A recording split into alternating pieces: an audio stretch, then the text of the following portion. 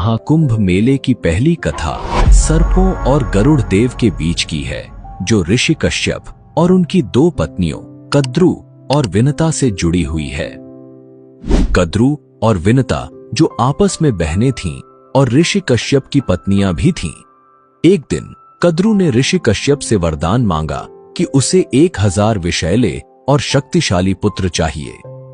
ऋषि कश्यप ने तथास्तु कहा और कद्रु को 1000 अंडे प्राप्त हुए। यह देखकर विनता ने भी वरदान मांगा कि भले ही उसके पुत्र कम हों, लेकिन वे कद्रु के पुत्रों से अधिक शक्तिशाली हों। कश्यप ने उन्हें भी तथास्तु कहा और विनता को 2 बड़े अंडे प्राप्त हुए। समय बीतने के साथ कद्रु के 1000 अंडे फूट गए और उनमें से सांप उत्पन्न हुए, जिन्हें सर्पों की मां माना गया।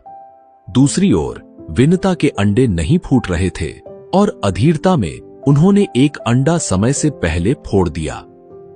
उसमें से एक अधूरा प्राणी निकला, जिसका शरीर कमर तक ही विकसित था। वह गुस्से में बोला, मां, आपने मेरे साथ यह अन्याय किया, लेकिन कृपया दूसरे अंडे के साथ ऐसा मत कीजिएगा। वह प्राणी उड़ गया और उसका नाम अरुण रखा गया। आगे चलकर वह सूर्यदेव का सारथी बना। एक दिन कद्रु और विनता ने सूर्यदेव के सफेद घोड़े को देखकर शर्त लगाई। विनता ने कहा कि यह घोड़ा पूरी तरह सफेद है, जबकि कद्रु ने कहा कि उसकी पूंछ काली है। यह शर्त प्रतिष्ठा पर आ गई और तय हुआ कि जो भी हार जाएगा उसे दासी बनना पड़ेगा। कद्रु ने अपने नागपुत्रों से कहा कि वे सूक्ष्म रूप धारण कर घोड़े की पूंछ से चिपक जाएं, ताकि वह काली दिखाई दे। नागों ने ऐसा ही किया और कद्रु शर्त जीत गई। विनता को हार मानकर दासी बनना पड़ा। कुछ समय बाद विनता के दूसरे अंडे से एक शक्तिशाली प्राणी निकला, जिसका चेहरा गरुड़ पक्षी जैसा था और शरीर मनुष्य जैसा। उसका नाम गरुड़ रखा गया। जब गरुड़ ने देखा कि उसकी मां विनता कद्रु और उनके 1000 सर्प पुत्रों की दासी बन चुकी हैं, तो उसने अपनी मां को मुक्त कराने का संकल्प लिया। गरुड़ ने सर्पों से विनता को मुक्त करने का उपाय पूछा।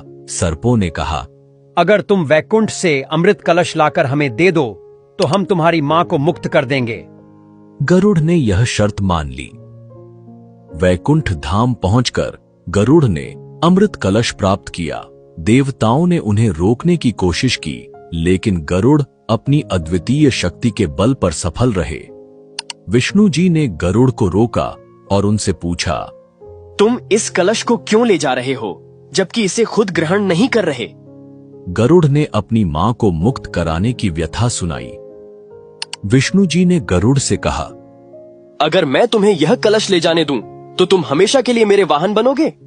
गरुड़ ने इस शर्त को स्वीकार कर लिया।